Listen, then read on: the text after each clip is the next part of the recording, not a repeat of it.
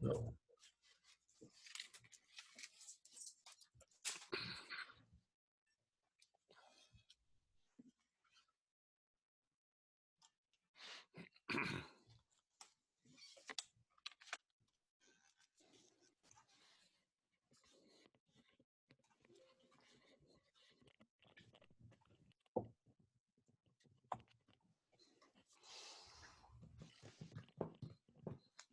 I can't get this video to start again. I don't think it matters. Huh?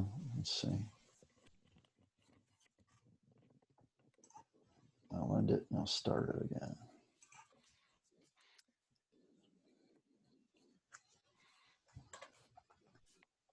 Yeah, it's moving. Cool.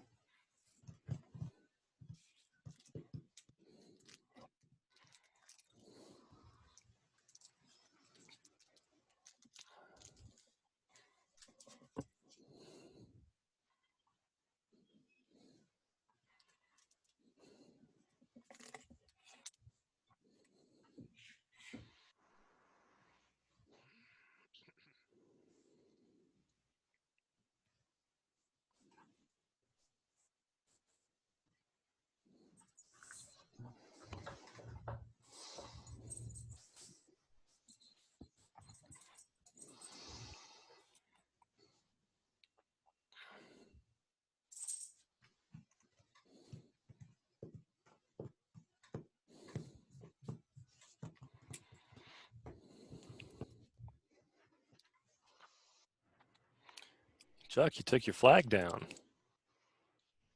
Temporarily. I didn't want people distracted. I'm assuming everybody's, you know, good patriotic people, but Gotcha. this politically charged environment, I thought it'd be best not to have it up.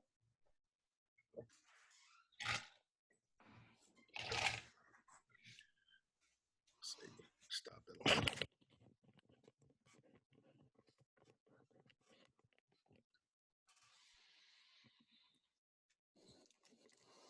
People are starting to roll in, so what we'll probably do is wait till, you know, just a few minutes after 12.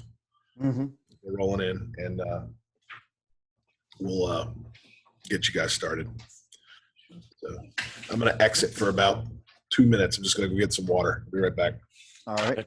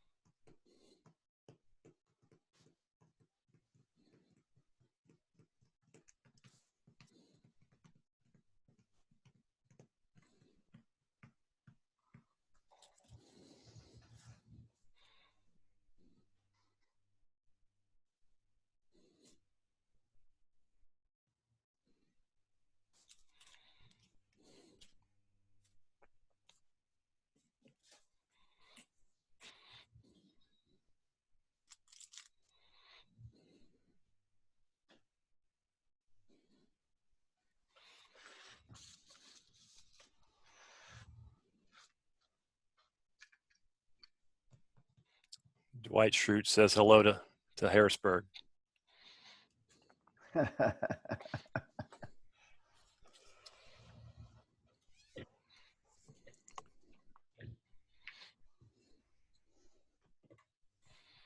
All right, I'm back. So good afternoon, everybody. We're just going to take another minute or two to let some people get back in the room. My name's Buck Nye. I'm president of HC Nye Company, and we really appreciate you taking time out of your day to join us today for indoor cannabis grow rooms, designing for efficiency. presented by Chuck Nora, Regional Manager, and Paul Stewart, National Sales Manager with Desert Aire. So we're just going to wait another minute or two. There's a question and answer button down at the bottom of your screen. If you have questions during the presentation, please write them in the Q&A box, and we will address them at the end of the presentation. So we're just going to wait another minute or two, and then we're going to get started.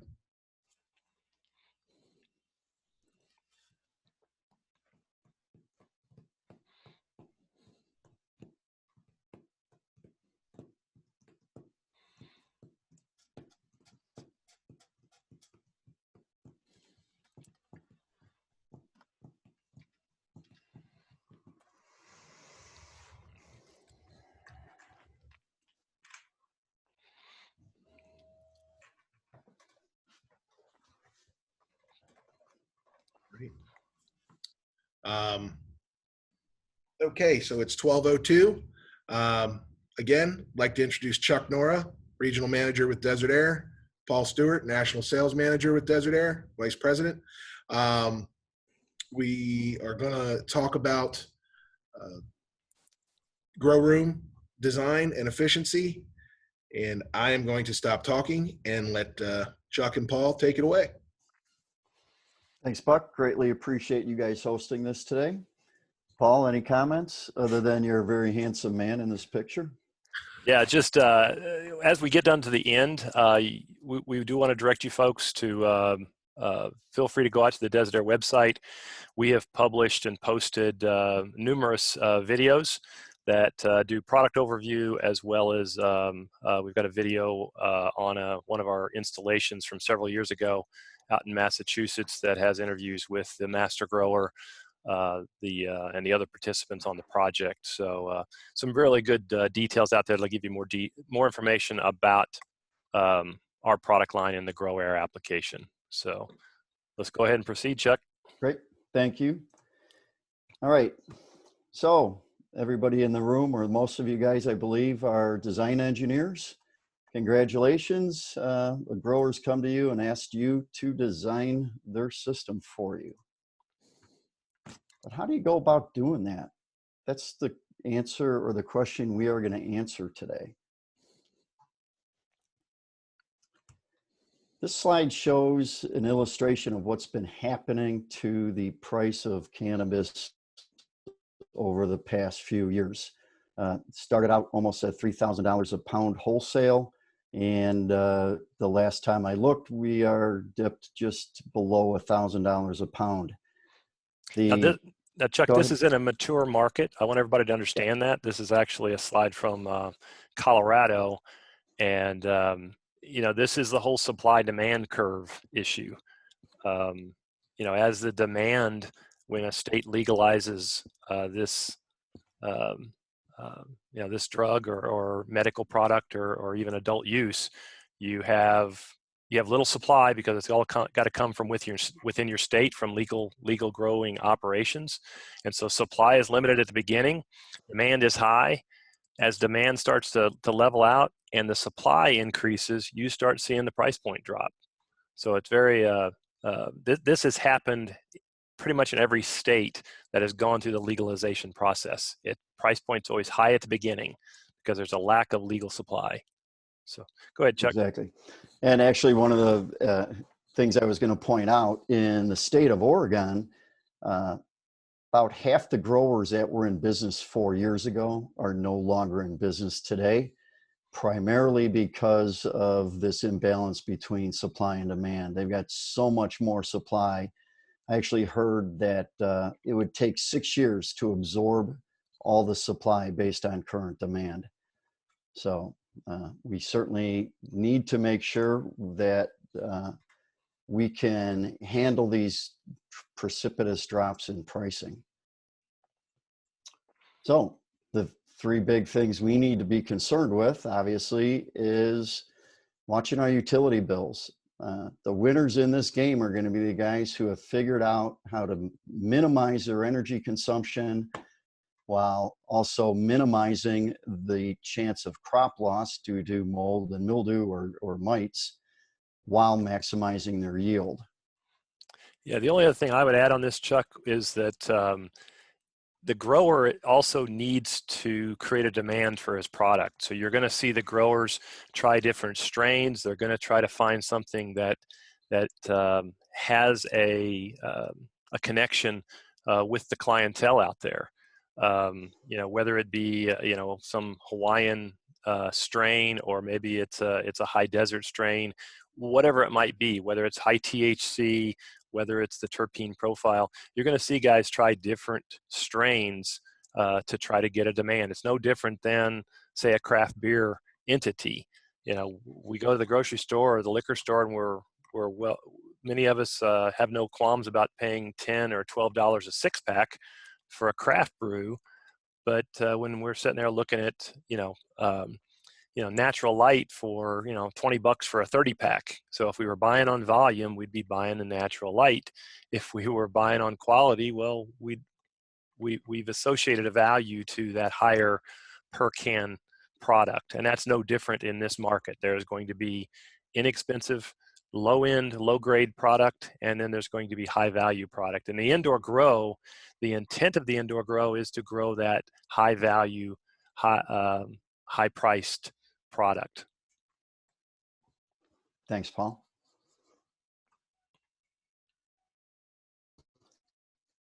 So today we're going to talk about proper design. As I said, the successful growers are going to minimize their energy costs.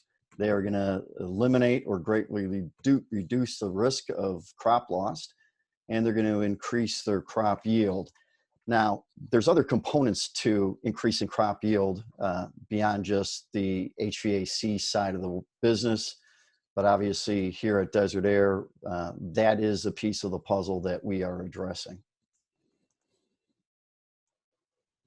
But before we jump into how Desert Aire can help, let's kind of just do high school freshman biology 101 and recap plant biology and what they need to thrive. So plants basically take in nutrients through the root system. They take in energy through lighting, be it natural or artificial. They absorb CO2 during the photosynthesis process, and they actually expel oxygen. So one of the things that are important to growers is to keep the CO2 levels somewhere between 1,200 and 1,500 parts per million. That's one of the reasons why most growers don't flush the rooms with outside air. We've got two major loads that we need to be concerned with, and then there's obviously some minor loads, but the major loads are your lighting, that's your sensible load in the room, and evapotranspiration, which is your latent load. The evapotranspiration is just basically the evaporation from moisture sitting on the soil. The transpiration is the moisture given off by the plants. And then if you've got skin losses, some solar gain or infiltration, and OA ventilation are the minor loads in the room. Now, I do want to comment on this, though. The minor loads can become major impacts. I mean, if you're building, we've seen a lot of grow rooms over the years. We've been in this business now for about 5 years. And the simplest way to lay out the facility to minimize any impact from these minor loads is to do the room within a room. And that what we mean by that is you've got a warehouse, and inside that warehouse, you put up the 4-inch freezer type walls and ceiling, and you have interstitial space between the external wall and that wall of your grow room. The reason for that is now you're negating the impact of any building heat gain or heat loss, because you're maintaining the warehouse environment, at say something between 70 degrees and 80 degrees year round, and therefore there's very little heat gain or heat loss that's happening between that environment inside the warehouse and your environment inside your grow room. Additionally, solar gain, if you've got an external wall, you could be impacted by solar gain, which is going to cause you to have to evaluate what's going to happen on peak solar days. And a comment about infiltration.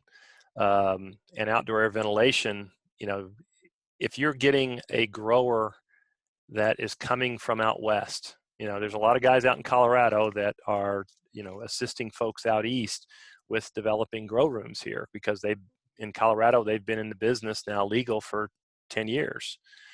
But there's a different climate in Colorado.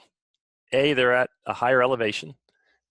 They are a dry climate, so they don't have a lot of humidity in the air, regardless of the time of the year. So they're able to bring in outdoor ventilation to actually help dehumidify the space. And with the higher elevation, they don't see as many bugs. So this whole outdoor air ventilation thing, you guys have to keep in mind, this is an industrial process and not a comfort cooling application. So ASHRAE 62.1 should not apply.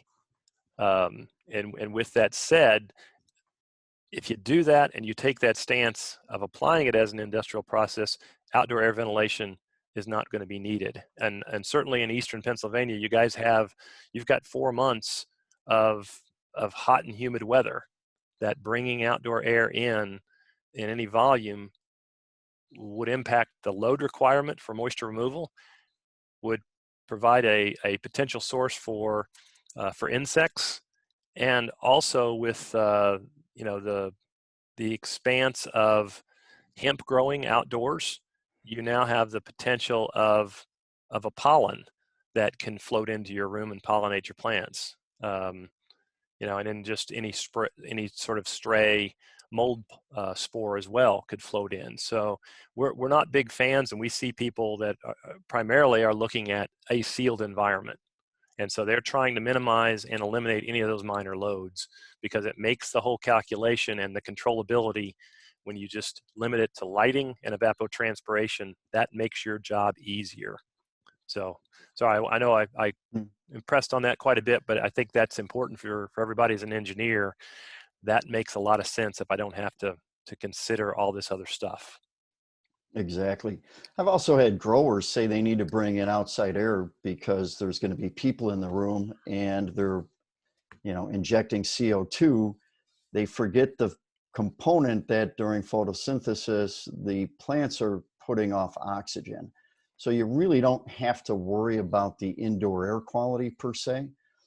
So just as you're designing that, keep that in mind.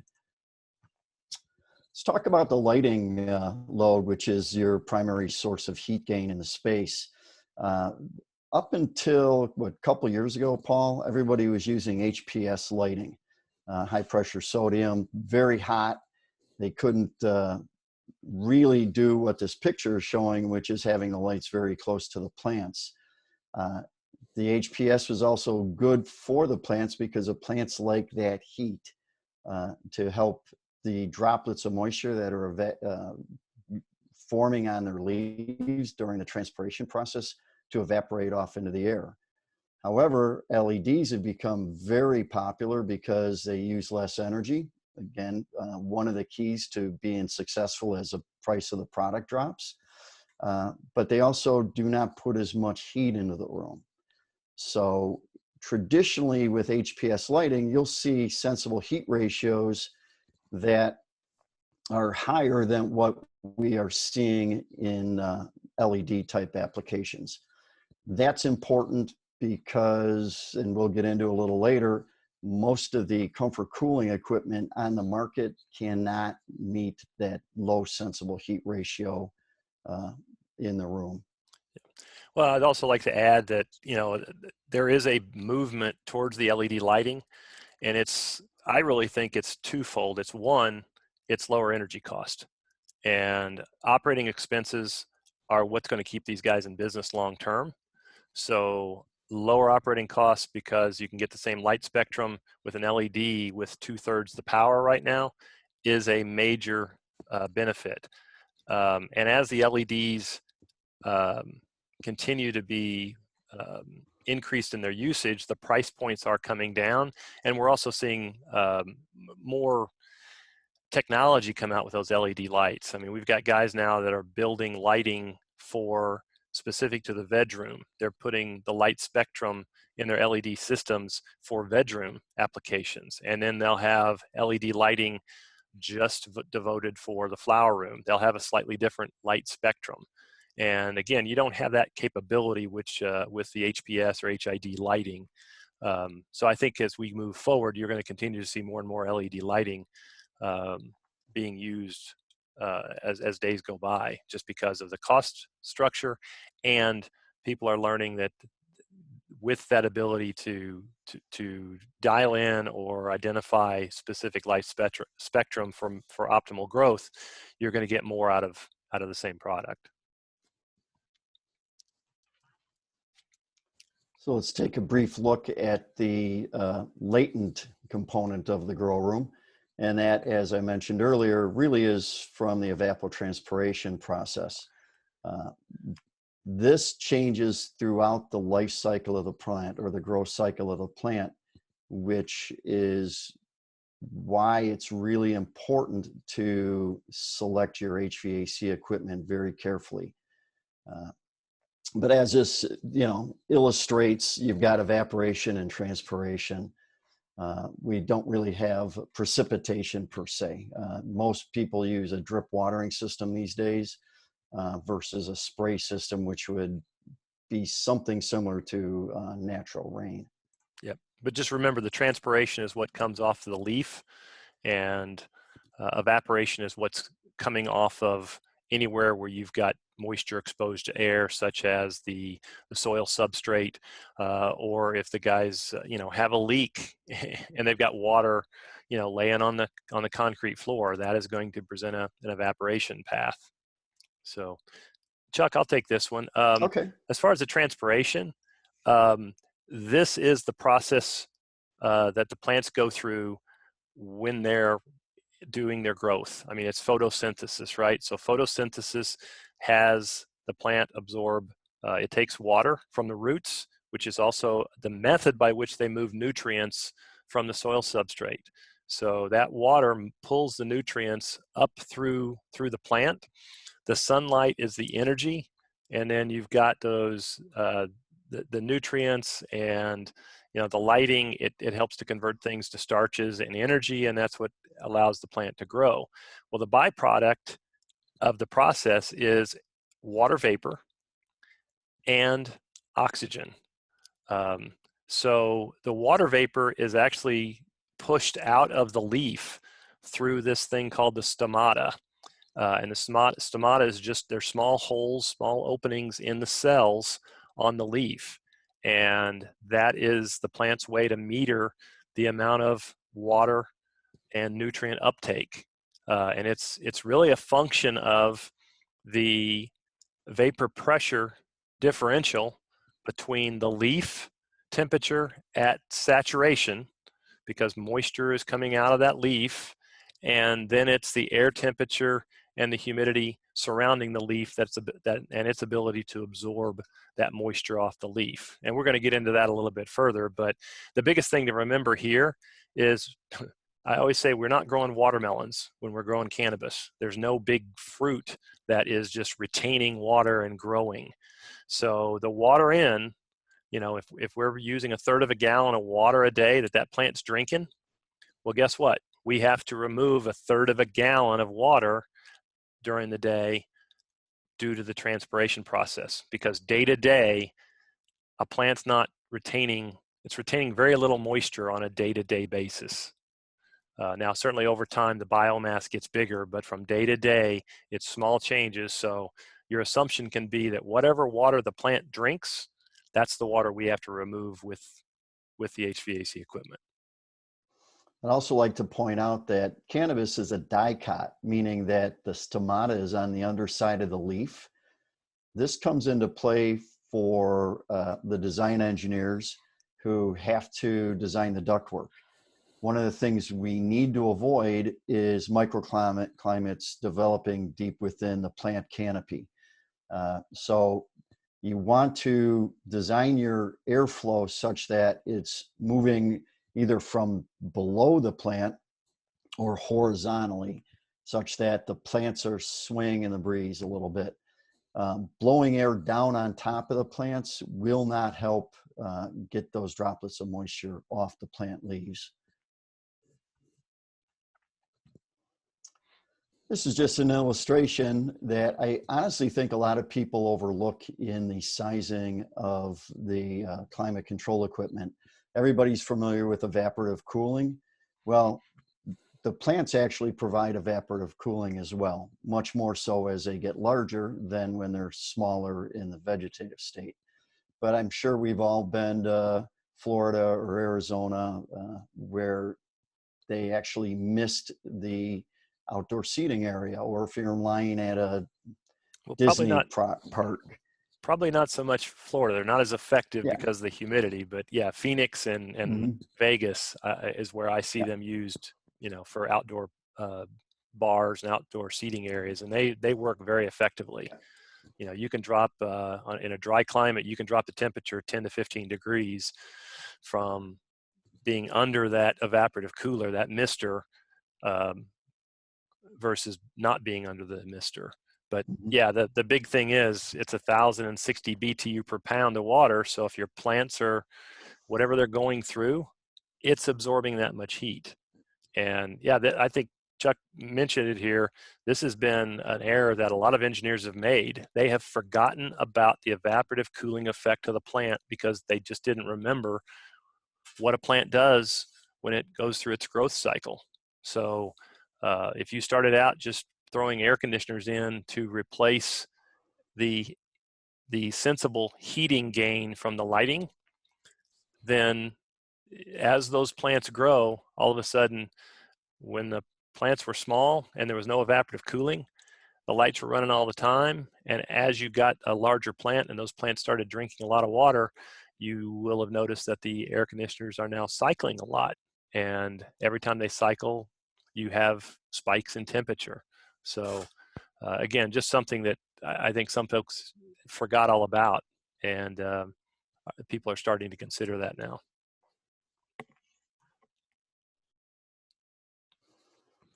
So during the lights on, obviously we have a much higher sensible load and latent load for that matter, because the plants are in photosynthesis, they're transpiring at their maximum rate. And then you've got the lighting load to take into consideration as well. You need cooling and dehumidification in this phase.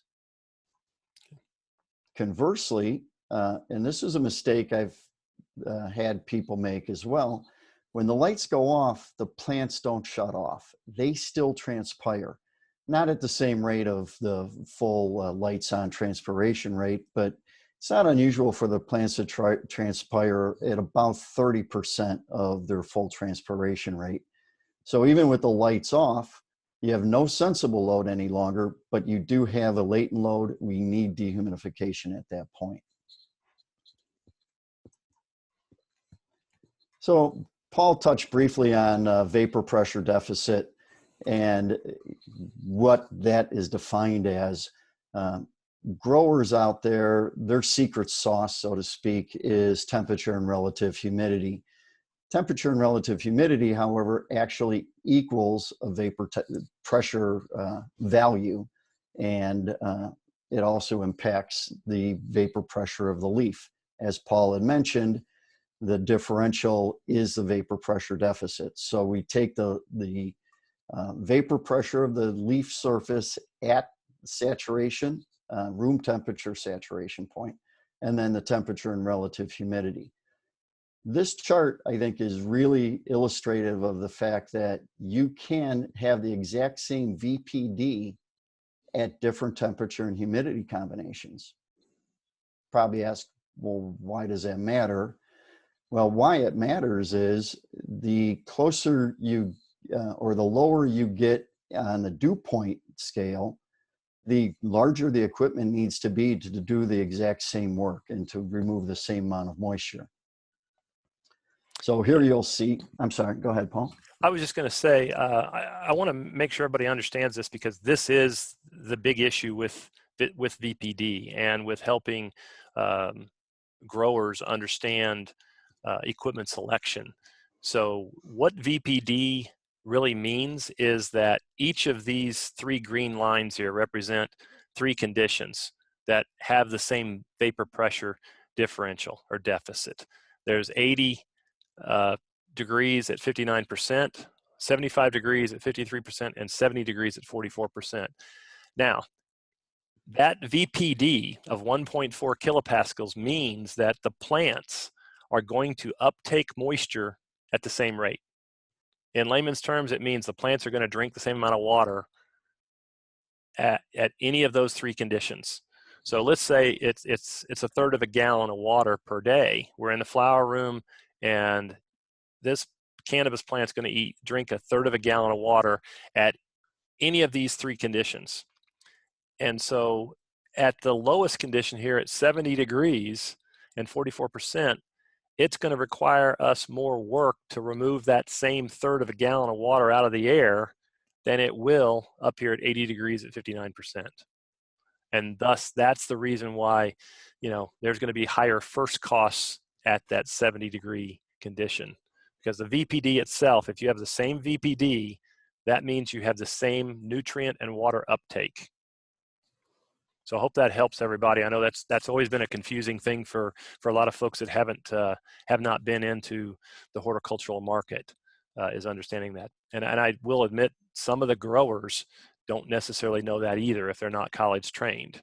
If they were a grow in the basement type of guy in the illegal trade and don't have that horticultural background, they may not truly understand this. But this is something you guys need to understand, because it will impact your detail. We always like to ask, what's the warmest condition that you can grow at the VPD that you want to maintain? Because that will indicate and will drive us to your lowest first cost for equipment. And not only that, if we can downsize the equipment, lowest first cost is obviously important, but I think more so, it's month over month energy consumption. Yep, operating costs. Operating costs, exactly. And this sizing chart actually sums that up very nicely. You'll see the 3 conditions that we had shown, and you see that the base example, or example number 1, is the best condition. We only need 34 tons of equipment to do the work, whereas at example 3, 70 and 44%, we need 53 tons or 56% increase in equipment size to do the exact same work. I actually worked with a couple growers over the past few years where smart selection of the equipment and based on their temperature and humidity and VPD allowed us to cut the initial equipment size in half. That's huge savings. Yeah. Well, and I think the other thing that you have to keep in mind is we're going to go through a questionnaire when we start the evaluation process, and these grow rooms are dynamic. And what I mean by that, the plant's growing, so the water consumption rate is also changing. And so plants don't drink the same through its life cycle. When the plants are very small, they're not drinking much water. That's not a high latent load. When the plants get to the high growth period, it's typically 2 to 3, 4 weeks before final harvest is when they're at optimal water consumption and optimal growth, max growth. And then at the end, guys are starting to try to do some things to actually retain terpene profile and flavor of the plant and the harvest product, the flower.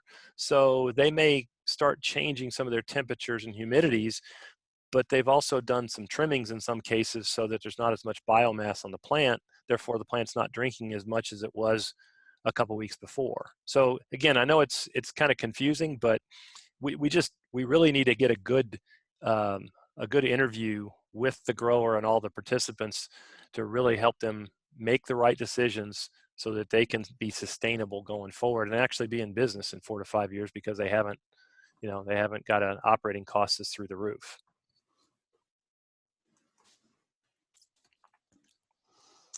So now we're going to kind of get into how to select efficient HVAC equipment.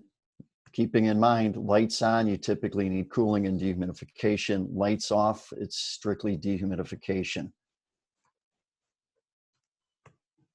So I just want to point out the difference between comfort cooling and indoor cannabis, and you will see the lighting watts per square foot is dramatically higher in cannabis. Space temperature tends to be lower versus comfort cooling. Humidity tends to be a larger range, is probably the best way to put it, for cannabis versus typical comfort cooling. We don't really follow ASHRAE 62.1 in the cannabis growing process, and we typically inject CO2. If you bring in a lot of outside air, you're going to dilute that CO2. That's what ASHRAE 62 wants you to do. The plants don't really like that. This is one of the more popular approaches to grow rooms, or it has been. The trend is changing. It's a very low first cost. It's a piece of comfort cooling equipment, packaged rooftop, and portable dehumidifiers. Problem is a couple things. Packaged rooftop's going to have trouble working year round in many, many climates. Most of them cut out well below zero. Desert Air, by well above zero. Well above zero, I'm sorry. Desert Air, by the way, builds their equipment so that it can run efficiently at minus 40 F, although I guess it doesn't matter at minus 40. It's F or C.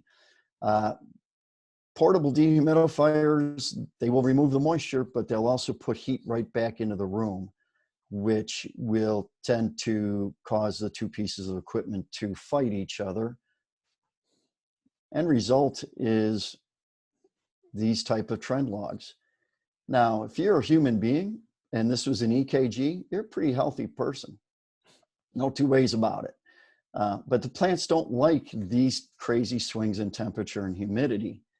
I think if you're a human, you wouldn't want to be in this room either because it's all over the map. Well, that's true. But you know, as an EKG, you know, my doctor would go, okay, you seem pretty healthy. You know, go away. Yeah, these guys are trying to maintain about 75 degrees. If you go back to the previous slide, their goal in this facility was to maintain about 75 degrees temperature at about a 50% RH. And I know it's kind of tough to see the scale there, but the highest temperatures, there's a 90-degree mark there where they're hitting 90 degrees on multiple occasions over this 4-day trend data graph. And then conversely, the temperatures are getting down below 70, but you know, you're not so concerned about that if you're trying to be at 75. But look at your RH. I mean, we all know that, you know, humidity is impacted, or at least the relative humidity is impacted by the temperature. But, you know, a grower looks at relative humidity. He understands relative humidity. We're trying to get them to understand dew point, but they're going to look at this and go, well, geez, we're all out of control, which you really are, just because you're not even maintaining temperature, you know, at plus or minus 2 or 3 degrees. You are, you know, you've got swings here of, you know, 12 to 15 degrees. So this was an actual grower's facility. He gave us this graph of his first phase. It was a guy out in California, sealed indoor grow room, and he came to us and said, can you help us fix this? This is not ideal for my for growing my ultimate crop. And so the next slide is what, you know, we provide with Desert Air and the purpose-built equipment. You'll see 75 degrees because we have modulating hot gas reheat. We can we adjust the leaving air temperature to meet the zone requirement, whether it be in lights off or lights on. And you do see the blips right there where you go from the lights on to the lights off, and then also from lights off to lights on. And yes, you will see a small point in time where you have this massive load change. And yeah, it takes us a few minutes to react and get everything back under control. But through the whole process, this dew point is being maintained consistently. And if you have a stable dew point, you have a stable VPD, because VPD is really a function of absolute moisture. And dew point, as we all know as engineers, is also a measurement of absolute moisture. Relative humidity is not. So you have to take relative humidity plus temperature to get to dew point. But again, this particular operation, these guys saw a increase in yield of about 30% of pound harvested weight. So they were very pleased with the outcome. And equally important, they stopped losing crop to mold and mildew. If an inspector walks into a facility and he finds mold or mildew on a leaf of a single plant, they make the grower destroy every plant in that room. That's a significant cost impact to the grower and could probably be a primary reason for driving them out of business. Yeah, you can't afford to lose many crops. No. I typically ask the growers, what the value of a room full of plants is. And of course, room size impacts that number. On the low end, I've heard 750,000. On the high end, I've heard 1.5 million. So we're talking real money. This isn't something you could do more than once or twice and sustain your business. But let's take a quick energy comparison of the different technologies that growers use. So this is just the assumptions we've made, the utility rates, the watering rate, and everything else. That's just a baseline we used across, all these different configurations. So you'll see the portable units are the least efficient. They're also the AC with portables. It's also the lowest first cost, but you're going to pay for that time and time again over the years in energy consumption.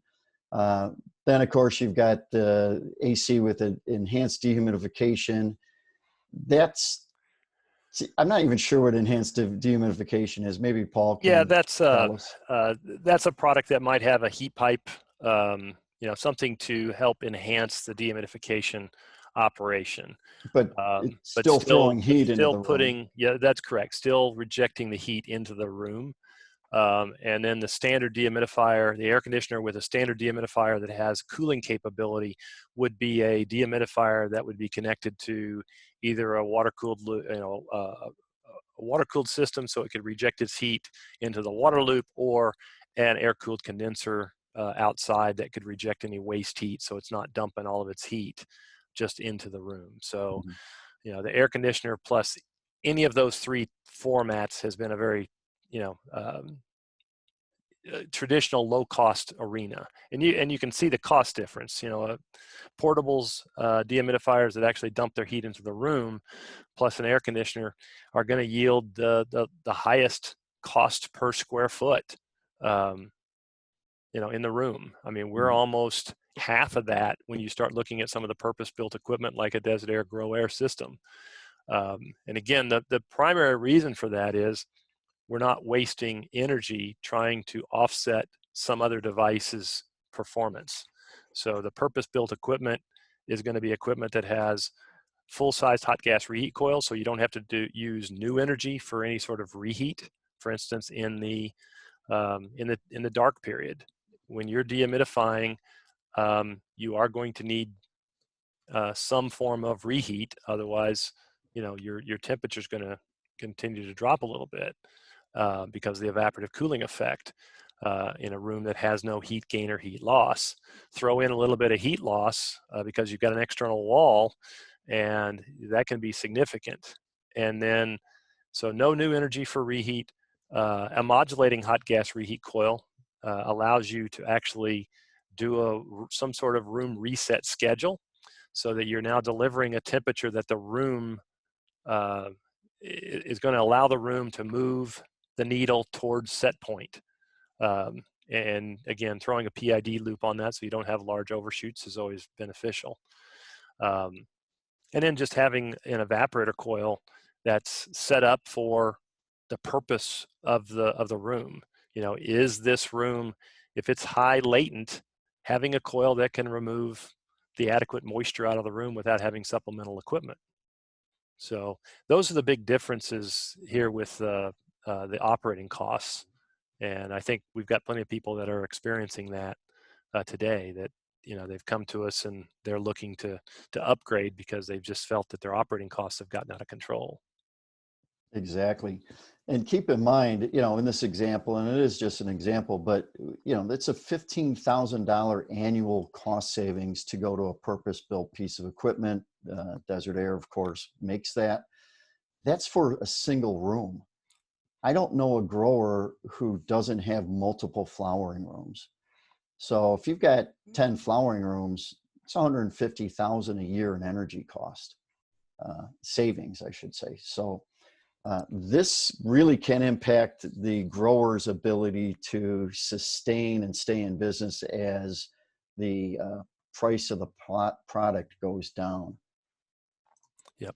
And then even just throw into the fact that, you know, on your purpose-built equipment, even if you had a 10% increase in output, add 10% increase in output, because now you have a more controllable space, and that becomes a very significant impact, lower operating costs and an increase in yield, less risk of detrimental impact due to mold or mildew. And you talk about payback, the payback is months. So, you know, we have to be able to get that information to the grower. Sometimes they're just caught up in, I got to get my room open, and they go with cheap and quick. And I think the best thing that we can probably do here for the client is to make sure they understand the decision they're making, that quick and cheap may not be their best business decision in the long run. Exactly. So this slide has got 3 quotes from a person that I've never met, Jennifer Martin. I don't think she even knows who Desert Aire is, to be honest with you, but she gave a speech last year at MJ BizCon in New Orleans. And these are 3 significant statements she made throughout, I think, a 45-minute speech. Don't skimp on the equipment, specifically when it comes to temperature and humidity systems. If you invest in high-end integrated dehumidification, you can save a significant amount of money on the labor required to combat mold, and also avoid the revenue declines from loss of quality and all the things that come with inconsistent equipment. And then, of course, you want to spend more money up front to save money down the line. I couldn't say it better. And it's great to have a third party not associated with Desert Aire making these statements.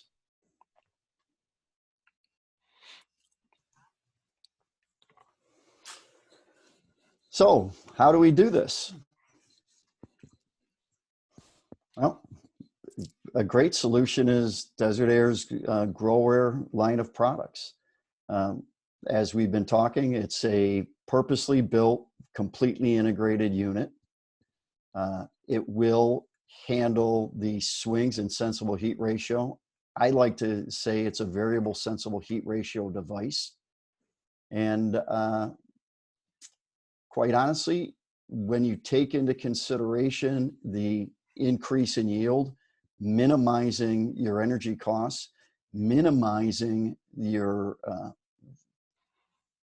chances of losing crop, we may not be the lowest price on purchase order day, but we are absolutely a value proposition. And more growers are seeing that. Yeah, just a couple comments on back to the product for a second. I'm going to tout Desert Aire's design for a second. A couple of things that we're doing to allow our Grow Aire units to apply in this dynamic room that's changing is the modulating blower systems. We are now using all modulating blower systems, and we have a minimum airflow and a maximum airflow in that unit. And we will actually adjust the airflow dependent upon what the load is in the room. So if we are in a period of high sensible heat ratio, then we're going to increase the airflow to move more air across the coil quicker, to now be more of a, to actually remove less moisture. So that's one aspect. The other thing is we have the ability to adjust the actual evaporator temperature, the evaporator coil temperature. Again, that changes the moisture removal capacity of the machine, depending upon the load. We've got that full modulating hot gas reheat coil, which again gives us the ability to get to a temperature that's desired for the room without using any new energy. And you've already paid for the energy to cool the space and dehumidify. So why are you paying, more? Why would you want to pay more energy to click on an electric resistance heater or some other form of heat because you're not smart enough to figure out how to do a modulating hot gas reheat coil? So lots of features there that make the Desert Air Grow Air product widely accepted and a very good application for a very good product for this application. Hey, if I can interrupt for a second, I don't know if people are seeing my chat that I sent out. If anyone has questions, you can start typing questions in the Q&A section down at the bottom. So we could start, prepping to get some answers together for you. So my apologies, Paul. No worries. So we had touched earlier on the fact that the process of sizing the equipment starts with our questionnaire. The questionnaire is actually a multi-tab Excel spreadsheet, and it is designed to ask specific questions based on what's happening in the room. This example is showing a flower room where all the plants are entering at the same time and leaving at the same time. Note at the bottom, I don't know how easy it is to read on your screen, but we ask for 4 different temperature and humidity set points during lights on. It is not unusual for the grower to change his temperature and humidity throughout the flower room grow cycle. Here's kind of the output that we see when we plug all this data into our load calculators. In this case, you'll see that we're showing you need 2 20-ton pieces of equipment to handle the load at max growth.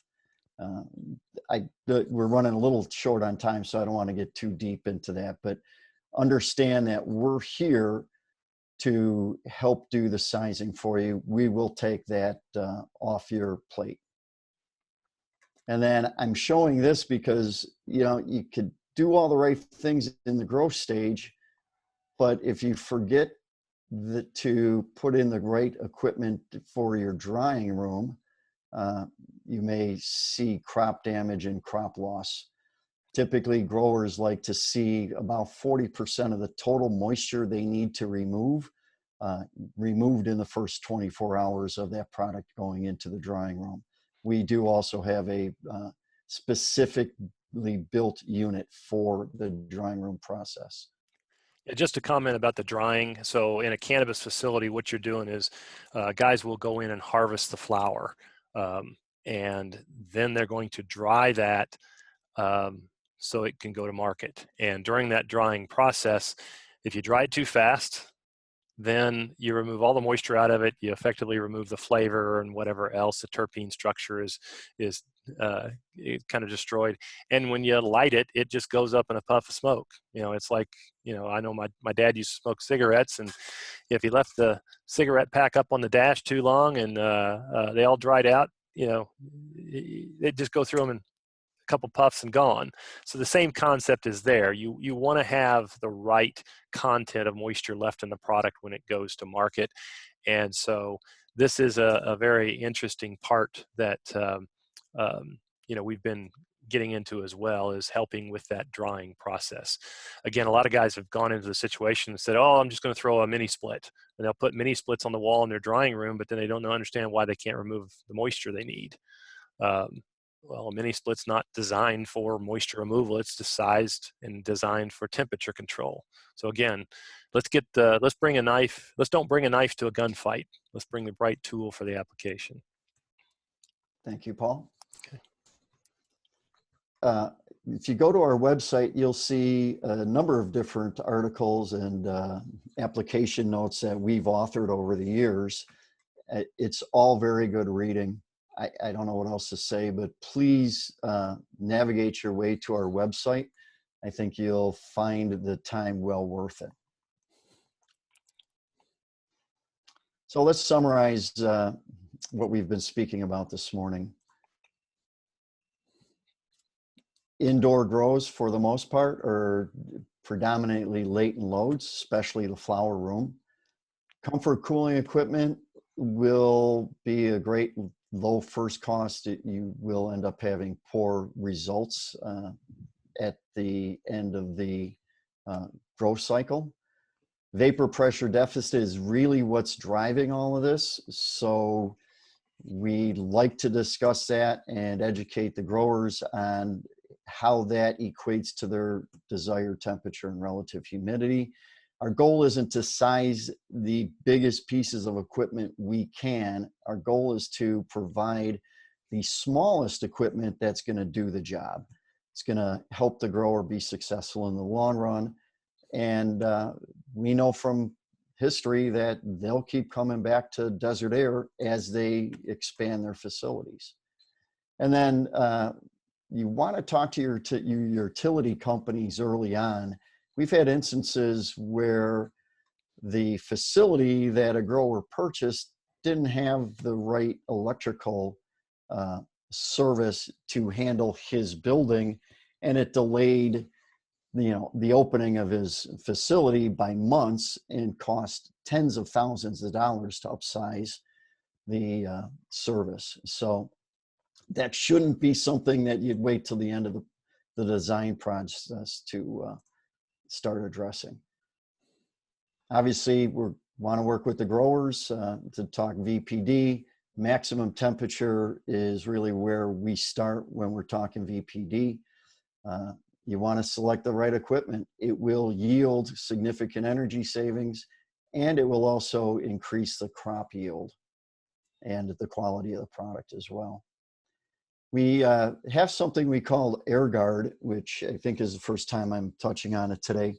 But AirGuard is a cloud-based remote access system that will send out all kinds of information to the grower as he sees fit. It also gives our facility and our engineering staff the ability to go in and tune the equipment to just really dial it in per the grower's needs. Most of the time they give us data that they think is correct, but ends up being slightly different in reality. We can go in and tune the equipment without having to make a trip to the job site. In this day where travel is very limited, this is absolutely invaluable. So we make two primary products to handle the entire indoor cultivation. That's our Grow Aire series that would be applied to mother rooms, veg rooms, clone rooms, flower rooms. And then we have our Dry Cure series, which is specifically built for the drying process. If you go on to the website, you'll also see that we have a number of videos online. And Paul, if you want to expand on that, please do so. You've been the star of most of these videos. Yeah, I'll just say that, so this one here in the forefront, that's a video that we shot at one of our growers in Massachusetts. I want to say, well, we ended up with about 100 units there, and total tonnage is about 500 tons of equipment all totaled. 4 different stories, 3 different phases of operation, and it was a water-cooled system just because it was 4 stories and there was nowhere to put air-cooled condensers, if you can imagine that. But interviews include the master grower, the general contractor, the local sales rep, and even our vice president of engineering. So some good information there, and give you an idea of what's going on. We've also got some other videos there that just show 360-degree walk-arounds the units. We've got 3 different product platforms that we sell under our Grow Aire product series, and some are small footprint, that'll that go inside the room.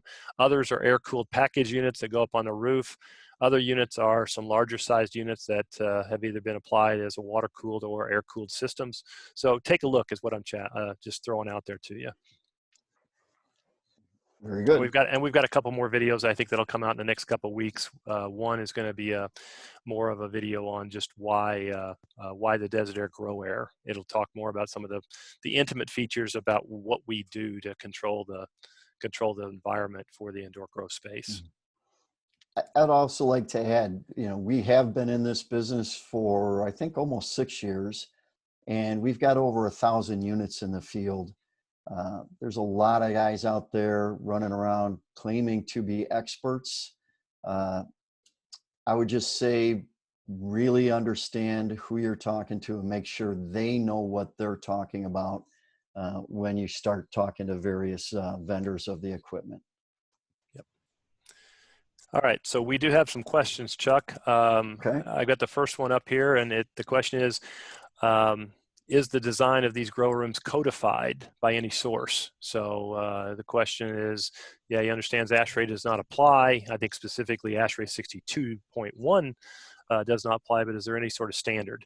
And I'll answer that with a couple comments. First one is ASHRAE has created a dehumidification or a section for indoor agriculture. It was created about a year ago. There are I think there's a pretty good group of people that are participating in that committee. If you are looking for, if you'd like to get more input, I can certainly get you in touch with one of our team members who is on that committee. I think he may be chairing it at the current time. But there is no specific code requirements other than the standard codes of National Electric Code. And those sort of things. So, but again, that group is looking to do that. Another resource out there is actually called the Resource Innovation Institute, RII. Now, they haven't identified any specific codes with respect to indoor growing of product, but they have put out a couple of different handbooks that cover some best practices. I know they've got a lighting booklet that they've put out that talks about benefits and so forth between LED and HID, and then they've also put out a program on just HVAC in general. Now they're doing something called a power score, and they're asking growers to go in and share information on their power consumption based on the type of equipment they have, so that they can kind of get a power score between 1 and 100. And again, it's not a rebate type of program. It's more of a trying to help people share their efficiency and power consumption based on the square footage of canopy that they have. So again, might be another resource to look at. Another question is, are our design tools available for the design professionals? And yes, our tools are available. However, the tool itself, we've put a lot of time and effort in creating an Excel worksheet, different Excel worksheets to actually run the loads. So we're going to provide the engineers with the output of that. And, we've done multiple iterations for an engineer. As we go through it, we'll certainly hop on a GoToMeeting and show how things will be impacted with different inputs. But yeah, I would say, reach out to HC&I. If you've got a project that you are being asked to work on, reach out to the guys at HC&I. They'll get us involved. And, we'll first start out with a questionnaire to try to get some information back as far as how many plants, how much lighting's going in the room, what design conditions do they want to maintain, what is the life cycle of the plant? Is this a mother room? Is this a clone room? Is this a veg room? Because all of that is important for understanding the loads. I'd also like to add to that we do have an in-house Desert Air specialist named Bob Julius. He works with the sales guys that call on your account, and Bob is very well versed in dehumidification, pools, and grow rooms. So just wanted to put that in there. Okay. One other thing to consider, it's not unusual to go through 4 to 5 iterations when we go through the sizing process. So kind of keep that in mind and get us involved early. Yep. Another question that's come up is about large grow rooms. And have we had multiple species of plants in there creating different microclimates in areas of the room? Well, first thing is we don't want microclimates. If you have a room and it's the same room being controlled by equipment, you definitely want to minimize any microclimates. In a lot of cases, you've got your HVAC equipment's been sized to handle the sensible and the latent loads, but there'll be supplemental airflow, supplemental fans to help move the air and get it through the canopy to eliminate any of the microclimates. So as long as those plants, those different species of plants are going to thrive in the same environment, the same temperature, the same relative humidity, the same set points, then there's no real problem with putting them in the same room and having the equipment handle it. But I would say that air distribution is more of the issue of maintaining and eliminating the microclimates as opposed to the actual HVAC equipment that's been selected for the project. Looks like we've got another question here. Are all the rooms in a grow room facility performing the same function? Does the plant stay in the same room for its entire growing cycle? Let me answer the first one first. So typically what we have is we'll have a mother room, and the mother room is used to actually do clippings. So you'll have this big plant, and it's kind of like, if you were in the, animal business, you were in the cattle business. I mean, you want to keep a nice, healthy steer to breed the rest of your heifers and so forth. You're going to do the same thing with the plants. You're going to find that plant, you're going to make it a mother plant, and you're going to go in and do clippings. So you'll clip off, you might have a couple, 2, 3 leaves on that stem, and then you're going to put that into what's called a clone. The cloning room then is where you put the clippings, they're going into their soil substrate, and you're in that room with the full intention of having that clipping develop the root structure. And so it'll be in that cloning room for a few weeks, and then from there, it ends up moving into a veg room. And the veg room, typically you're going to repot before you go into the veg room because you've started with this little clone plant that has no root structure. You're trying to create a root structure, and you're probably doing it in a very small pot. And then you're going to want to put it in a bigger pot. I think, Chuck, I see mostly a lot of 1-gallon pots. I know there's some 3-gallon, maybe some 5-gallon pots out there. So it depends on the product species.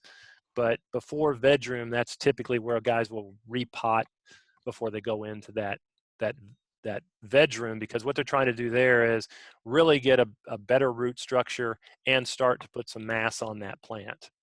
And then the final room is going to be that flower room. And now we've had people that combine veg to flower, or they may even have a rolling racking system that the plants go in over here on one end, small, and on the other end, they're taking them off and taking them to harvest. So as these plants move off for harvest, then they set more plants on and they keep rolling their way through. So we've had people come up with some very innovative methods for minimizing the labor, but also B, just keep the flow. Now I will say this, and Chuck, please add, but I've seen veg rooms tend to be maintained at a little warmer and a little more humidity than a flower room. Flower rooms tend to be a little bit cooler and a little drier than that veg room. So that might be one reason why you don't have those plants in the same room. Yeah, that's exactly it, Paul. You do see higher temperatures, higher humidities, and actually longer lights on cycle. Yeah, veg rooms typically 18 hours, flower rooms 12, right? Right. So, and in the mother room, they may keep the lights on in the mother room 20 to 24 hours a day. So yeah, those pieces tend to dictate why you would have different rooms for the different life cycle of the plant. But again, your grower is going to bring that information to you. They're not going to rely on you guys to tell them whether you put everything in one room or not. Okay, next question. How many grow room facilities has DA worked on? We've done over 100 projects so far. And as Chuck indicated, we've got over 1,000 pieces of equipment installed.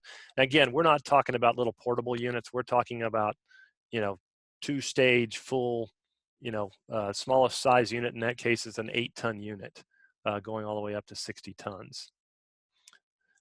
And then let's see, what do we have here? Another question on for large rooms and using 80-degree design temps, is there potential for enough heat loss through the slab on grade to require heating?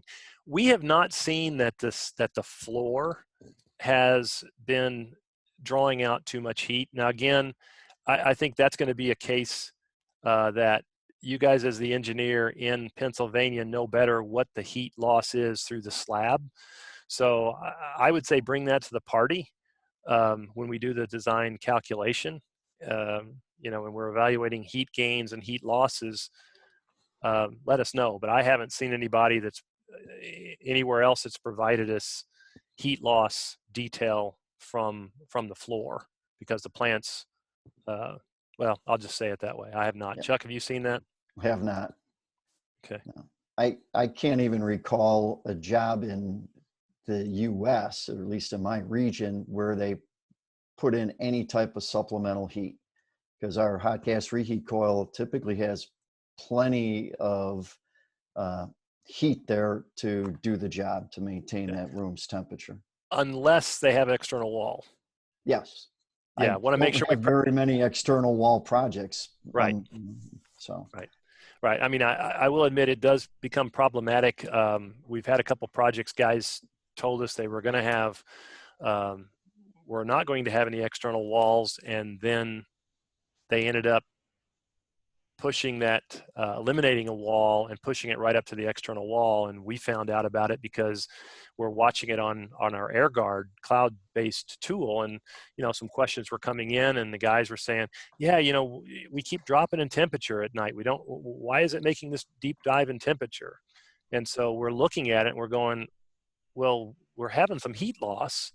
Are you sure there's not something different than what we sized for? We didn't put any auxiliary heat because you said you had room within a room. What's the condition of the room of the room outside of the grow room? And that's when we found out, oh, well, we've got two external walls on this particular room, because we weren't seeing it in every room. So again, the cloud-based tool helped us understand a difference between one room and another, and actually helped us to answer the question, because they weren't exactly forthcoming. And once they did that, we just said, okay, we're going to solve this problem by having you add a duct heater for the purpose of keeping the room warm enough during lights off, when we have lower demand for dehumidification and not enough hot gas reheat. Even though it's full size, we don't bring a unit on just for the heating capacity. Buck, any other questions? I think that's all I see on my end. Yeah, that's what I was going to ask. If anybody has any other questions, we could stick around for a couple more minutes. Otherwise, we really appreciate everyone taking the time out of their day to join us. We hope you found it valuable and learned something, and wish you the best of luck, and hope you get an opportunity to do a grow room. Yeah. Hey, Buck, I want to add one more thing as far as the breadth of the Desert Air facilities that we've managed at this point.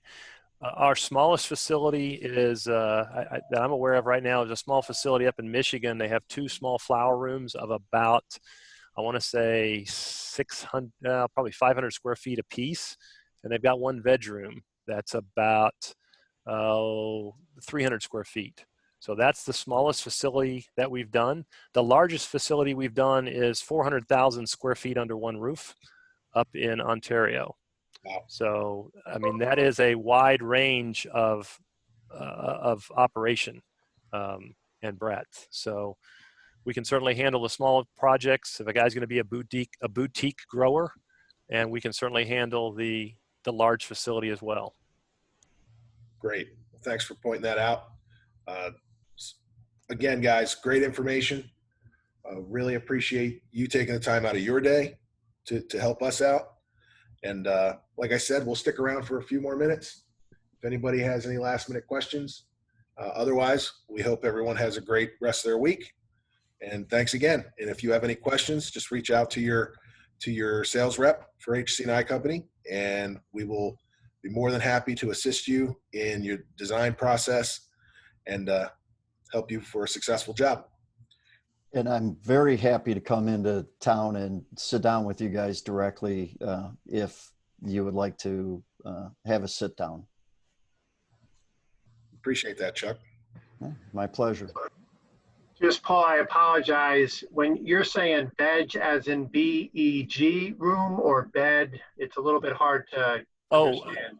Vegetative, Okay, thank you. VEG. Yeah, it's the vegetative room. So it's after the plant has developed some of its root structure. It's still a fairly small plant. So think about it. You go to Lowe's or the home store and buy a half a dozen tomato plants in the spring. They're 4 or 5 inches tall, and you're going to replant those in a pot, or replant those out in your garden. It's plants about that size are what go into the veg room. Okay, perfect. Thank you.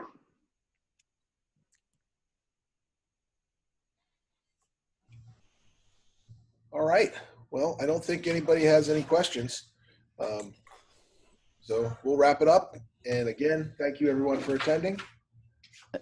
Buck, thank you so much for hosting. Yep. Thanks a bunch, guys. All right. Thank you all. Thanks, guys. Have a great day. Bye-bye. Bye.